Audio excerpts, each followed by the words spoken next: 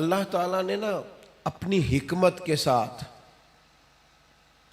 لوگوں کے اندر دولت کو تقسیم کیا، یہ اس کی حکمت ہے۔ سورۃ الشورى کے اندر اللہ تعالیٰ نے فرمایا کہ اگر سب لوگوں کو مال میں وسعت دے دی جاتی تو زمین میں فساد ہو جاتا، بغاوت ہو جاتی۔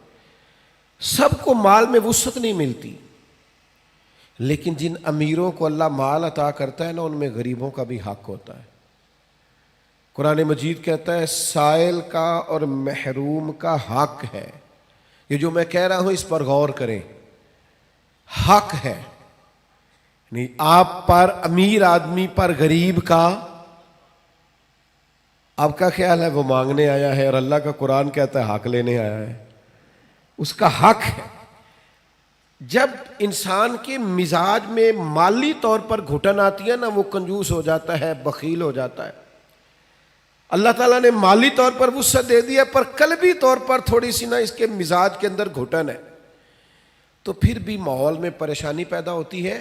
اللہ تعالیٰ بعض لوگوں کو زیادہ مال عطا کرتا ہے، ان کی ذمہ داری ہے غریب بہن بھائیوں کا، دوستوں کا، پڑوسیوں کا، سائلین کا، مساکین کا، یتیموں کا، بیواؤں کا، کمزوروں کا خیال رکھیں، ان کی مالی معاونت کریں اور ان کا حق سمجھ کر کریں کہ اللہ حضور سید عالم علیہ السلام کا ایک فرمان اگر کبھی ہمیں یاد ہو جائے نا، تو آپ یقین کریں کہ دل کبھی تنگ نہ ہو خرچ کرتے ہوئے۔ حضور فرماتے ہیں رب تمہیں جو عطا کرتا ہے نا، وہ تمہارے ضعیفوں کی برکت سے عطا کرتا ہے۔ وہ جو تمہارے ہاں کمزور روٹی کھا جاتے ہیں نا، غریب کھا جاتے ہیں، ان کے سبب سے اللہ تمہیں دیتا ہے۔ تو اگر یہ ذہن بن جائے نا کہ اللہ تعالیٰ پتہ نہیں کس کی برکت سے دے رہا ہے، تو پھر جب کوئی آئے تو بندے کا دل تنگ نہیں ہوگا، وہ پریشان نہیں ہوگا، مضطرب نہیں ہوگا۔ بلکہ ہم نے تو تاریخ میں ایسے بھی سخی پڑے ہیں کہ کوئی لینے آتا تھا تو اس کا شکریہ ادا کرتے تھے کہ یار تیری مہربانی، تو نے اس قابل سمجھا ہے کہ میں تیرے کچھ کام آ سکتا ہوں۔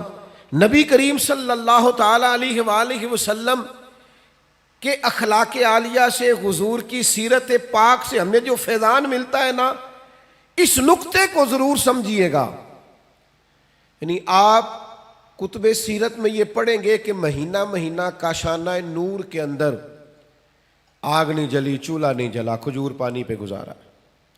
اور اگر ایک سونے کی ڈلی گھر میں پڑی رہ گئی ہے ایک ٹکڑا، تو نبی کریم علیہ السلام نماز پڑھا کے تیزی سے گھر تشریف لے گئے اور حضور نے اسے اٹھایا اور اللہ کے راستے میں خیرات کر دی۔ کسی چیز کو گھر میں پڑا نہیں رہنے دیا۔ گھر میں تو دعا مانگی تھی کہ یا اللہ ایک وقت فاقہ ہو، ایک وقت روٹی ہو،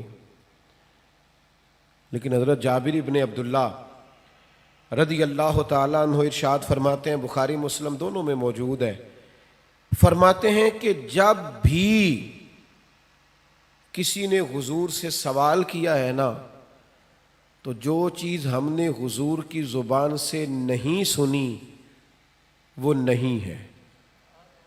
حضور نے کبھی کسی کو لا نہیں فرمایا، یہ نہیں فرمایا نہیں ہے۔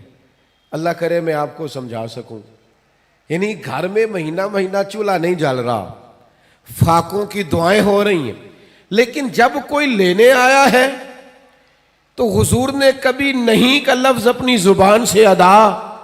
ایسا کوئی محبوب کہیں ہوگا نہ کہیں ہے، بیٹھا ہے چٹائی پہ مگر عرش نشیں ہے، اور ملتا نہیں کونین کو کیا کیا تیرے در سے، ایک لفظ نہیں ہے جو تیرے لب پہ نہیں ہے۔ اور آپ دیکھیے فاضل بریلوی کیا کہتے ہیں، فاضل بریلوی کہتے ہیں واہ کیا جود و کرم ہے شہ بطحہ تیرا، واہ کیا جود و کرم ہے شہ بطحہ تیرا، نہیں سنتا ہی نہیں، نہیں سنتا ہی نہیں مانگنے والا تیرا۔ اور اعلیٰ حضرت فاضل بریلوی رحمۃ اللہ علیہ فرماتے ہیں دھارے چلتے ہیں عطا کے وہ ہے قطرہ تیرا، اور تارے کھلتے ہیں سخا کے وہ ہے ذرہ تیرا۔ محبوب جب دھارے چلے نا، دھارے عطا کے دھارے چلے، تو پتہ چلتا ہے کہ میرے کریم نے کسی کو قطرہ عطا کیا ہے، اس کے گھر میں دھارے چل رہے ہیں، نہریں بہہ گئی ہیں۔ اور فاضل بریلوی فرماتے ہیں جب پورے تارے کھل جائیں نا، سخا کے اور سخاوت کے پورا گھر اور پورا محل روشن ہو جائے تو اس کا مطلب یہ ہوتا ہے کہ کریم محبوب نے کسی کو ذرہ عطا کیا. میرے کریم سے گر قطرہ کسی نے مانگا تو دریا بہا دیے ہیں دربے بہا دیے. سخاوت کا مزاج پیدا کریں. اور غریبوں کی خدمت میں بھی گزارش ہے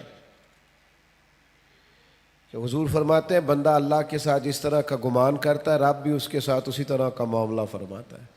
سخاوت کا مزاج تو پیدا کریں. حضور نے فرمایا بندہ دل کا غنی ہوتا ہے. آپ ارادہ تو کریں کہ یا اللہ تو دے میں تیرے بندوں میں بانٹوں گا.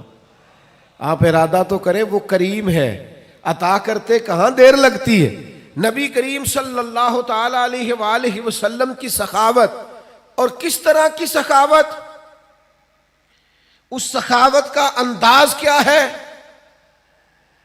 نبی کریم صلی اللہ تعالی علیہ وسلم کے غلام حضرت انس بن مالک رضی اللہ تعالی عنہ ارشاد فرماتے ہیں کہ ایک شخص حضور کی بارگاہ میں آیا تو اس نے نا 2 پہاڑیوں کے درمیان کھڑی ہوئی بکریوں کا ریوڑ ہی مانگ لیا. تو یہ حضور کا دربار ہے نا, محبوب نے بھی سارا ہی عطا کر دیا, سارا ہی دے دیا کریم محبوب نے. اب وہ دیہاتی آدمی تھا, گاؤں جا کے نا اپنے حساب سے اعلان کر رہا ہے. ہر آدمی کا اعلان کرنے کا سٹائل بھی اپنا ہوتا ہے نا. وہ اپنے گاؤں جا کے اپنے حساب سے اعلان کرتا ہے, کہتا ہے سارے مدینے چلے جاؤ, حضور تو اتنا دیتے ہیں کہ غربت کا ڈر ہی دور ہو جاتا ہے. سارے چلے جاؤ مدینہ منورہ. محبوب تو یوں بانٹتے ہیں. وہ میرے دوست, سخاوت کہاں سے شروع کرنی ہے. حضور نے فرمایا 2 کا کھانا 3 کھا لیا کرو, اور 3 کا 4 کے لیے کافی ہے, اور 4 کا 5 کے لیے. آپ مزاج تو بنائیں بانٹنے کا, ارادہ تو کریں دینے کا. پھر دیکھیں اللہ تعالیٰ کیا انداز اختیار کرتا ہے. آپ مجھ سے ناراض نہ ہوئیے گا, ویسے جس آدمی کے پاس پیسے آتے ہیں نا وہ سب سے پہلے گاؤں چھوڑتا ہے, وہ محلہ چھوڑتا ہے جس محلے میں وہ رہتا ہوتا ہے. اس لیے کہ اب دائیں بائیں آگے پیچھے ہوتے ہیں ماڑے بندے, اور اسے وہاں جانا بڑا ضروری لگتا ہے جہاں کوٹھیاں ہی کوٹھیاں ہوں, محل ہی مال ہو, بنگلے ہی بنگلے ہوں. وہ چونکہ پرانا محلہ ہی یاد نہیں رہتا, ٹوٹی سڑک ہی وہ میرے گاؤں کا غریب دہقاں سڑک کے بننے پہ تھا کیوں پریشاں, جب اس کے بچے شہر کو جا کر کبھی نہ لوٹے تو لوگ سمجھے. یہ کبھی کبھی ایسا ہوتا ہے کہ اللہ نے عطا کیا ہے تو چاہیے یہ تھا کہ تو دائیں بائیں آگے پیچھے بانٹتا. تو جا کے بیٹھی امیروں میں گیا, چلے جائیں, کوئی حرج نہیں, کوئی منع نہیں. لیکن ان لوگوں کو بھی تو یاد رکھیں جو آپ کے ساتھ بسا کرتے تھے, رہا کرتے تھے, وقت گزارتے تھے. ان کے لیے بھی تو اپنے دل میں طبیعت کے اندر گنجائش پیدا کریں. میرے عزیز, رسول اللہ بانٹتے, نبی پاک عطا کرتے, اور فاضل بریلوی فرماتے ہیں ہاتھ جس سمت اٹھا غنی کر دیا. حضور نے جس کو دیا ہے نا اسے بھی دینے والا ہی بنا دیا ہے. تو نبی کریم صلی اللہ تعالی علیہ وآلہ وسلم کی یہ